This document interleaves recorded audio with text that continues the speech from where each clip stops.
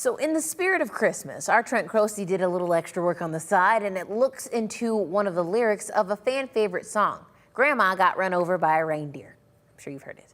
Trent is actually checking to see if Santa is in trouble, or is it Grandma who should not have had one too many eggnog?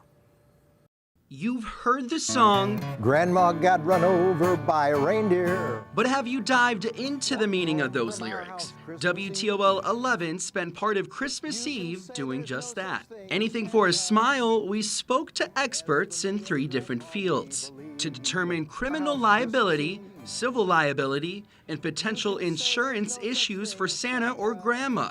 But most importantly, who's more at fault? She'd been drinking too much eggnog, and we'd begged her not to go, but she'd forgot her medication, and she stumbled out the door into the snow. Ohio has something called comparative negligence law, which means if Grandma is partly at fault, they would reduce the fee or the damages.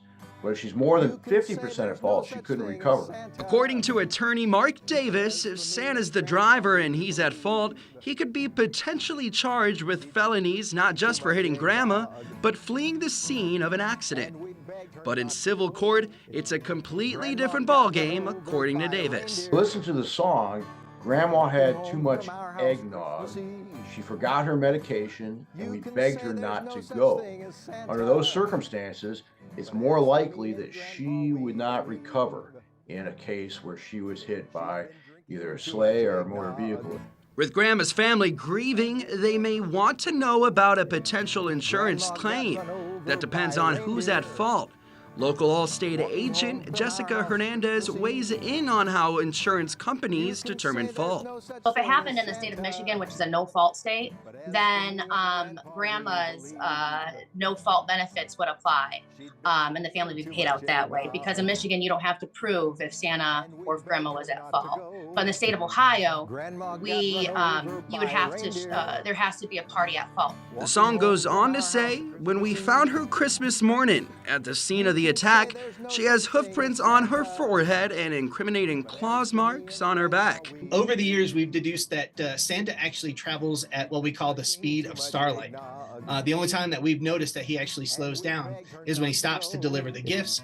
And then when he comes into North American aerospace, he actually slows down for our fighter jets to kind of fly alongside with him for a little bit. Meaning, he could have slowed down enough to hit Grandma, going to deliver presents.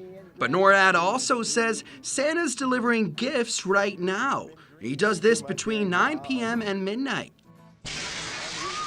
So for the sake of kids all over Northwest Ohio, we'll officially guess that it was probably a wild deer that killed Grandma. Reporting Trent Croce, WTOL 11. We believe she'd been drinking too much egg. Wow, that is some great investigative journalism by Trent. Just terrific. I'm so happy we got to the bottom of it, because yes, Grandma got run over by a reindeer, but I wonder who is at fault. And I personally never wanted to believe it was Santa. I know, it's hard to believe. You don't want to blame either one. You know, maybe we need like a forensic meteorologist to determine, was weather at play here? Could there have been a little bit of black ice that the reindeer slipped on? Or part 2. But no, that is some great journalism by Trent. Fantastic.